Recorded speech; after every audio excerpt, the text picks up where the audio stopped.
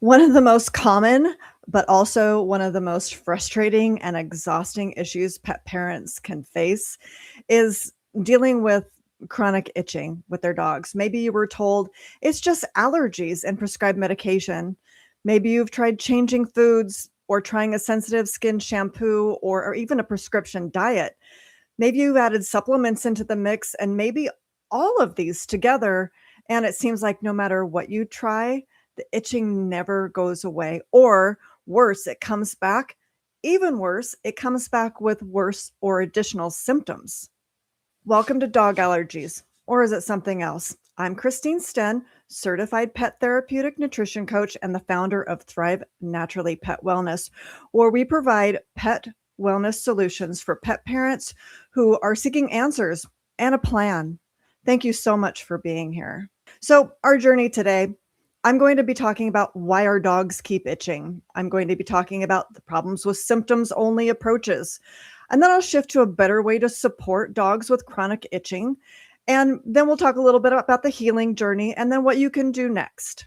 When you think about the skin, what do you think it actually does? That's right. Exactly. Protection. The skin is the body's most important function is to form an effective barrier between the inside and the outside of the dog.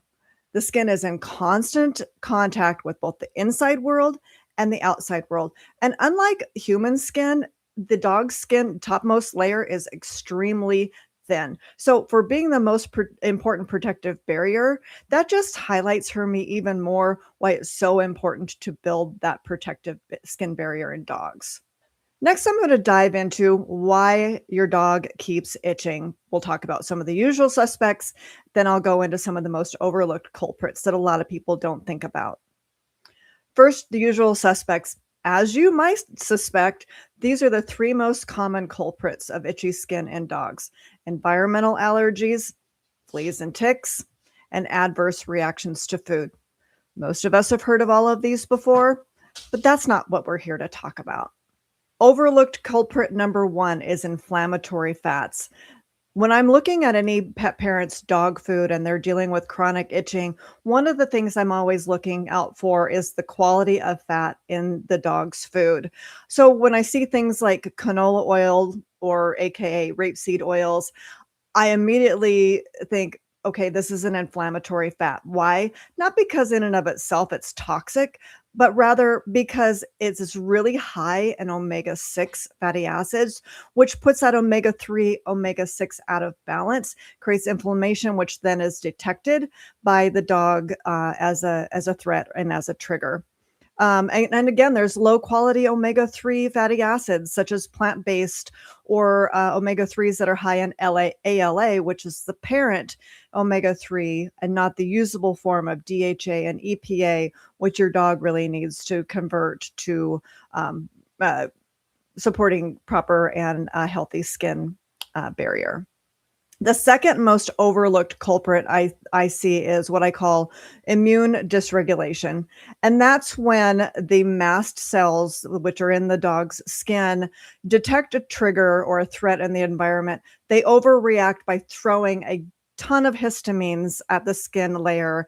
They throw a ton of inflammatory chemicals at the skin layer, which then makes the itching cycle begin. The blood vessels dilate, the skin becomes reactive and really irritated, and the itching cycle begins. Simply put, really, the immune dysregulation is the skin and the mast cells detecting that threat.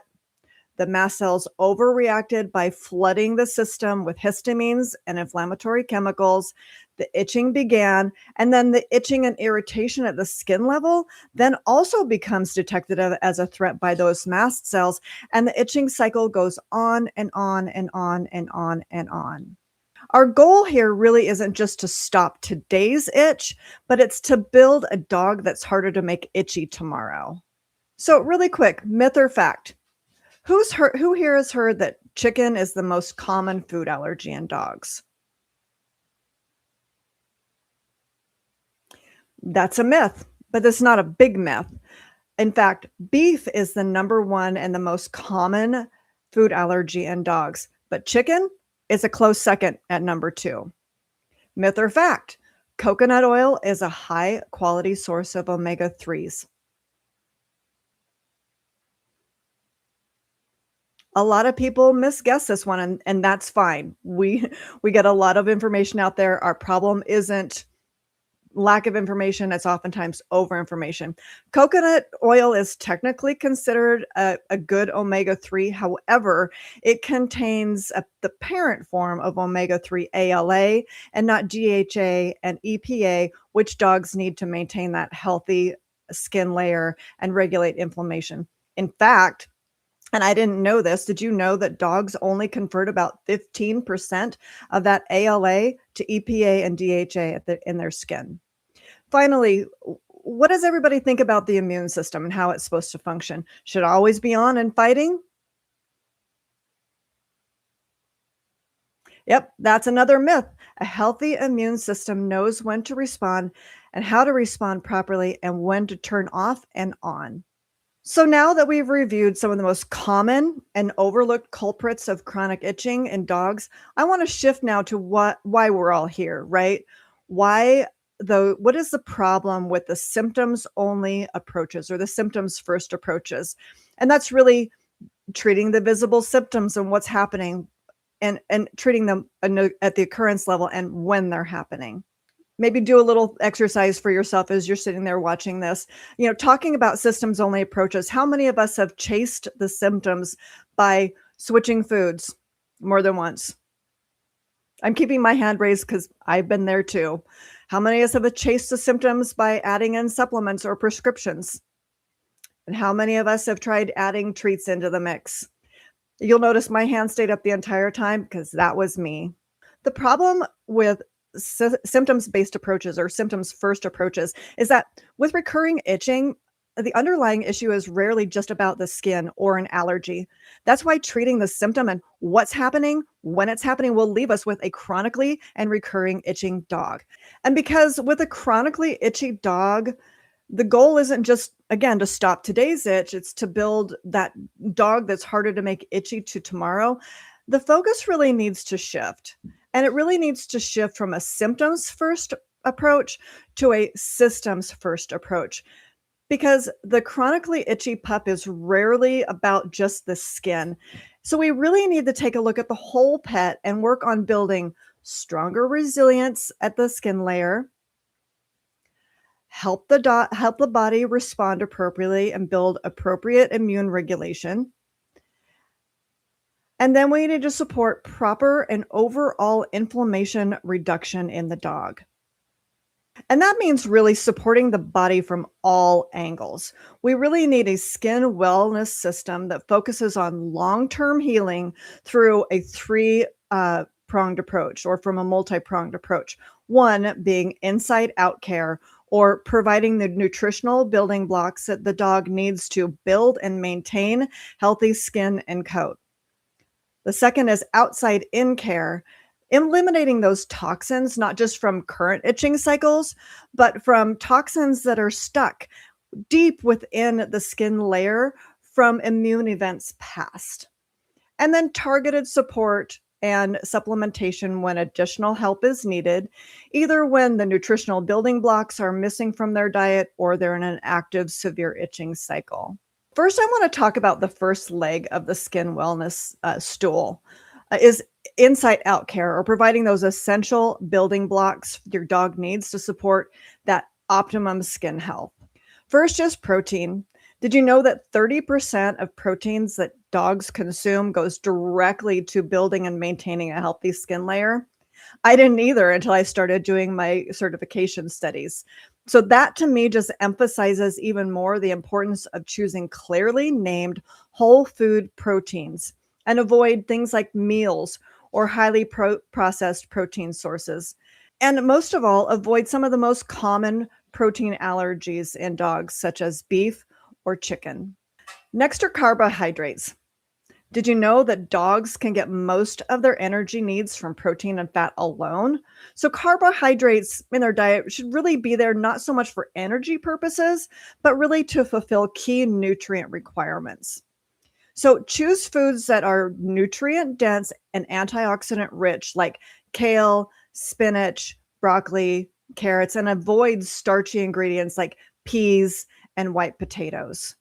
Third are fats. We already talked a little bit about how important omega 3s are, especially DHA and EPA, because those are the fats that directly support inflammation control and building the healthy skin and coat in dogs. So when we're looking at fats, look for named animal fats and marine sourced omega 3s and steer clear of highly processed or mystery fats like canola oil, aka rapeseed oil, vegetable oil, or animal fat. Finally, are vitamins and minerals.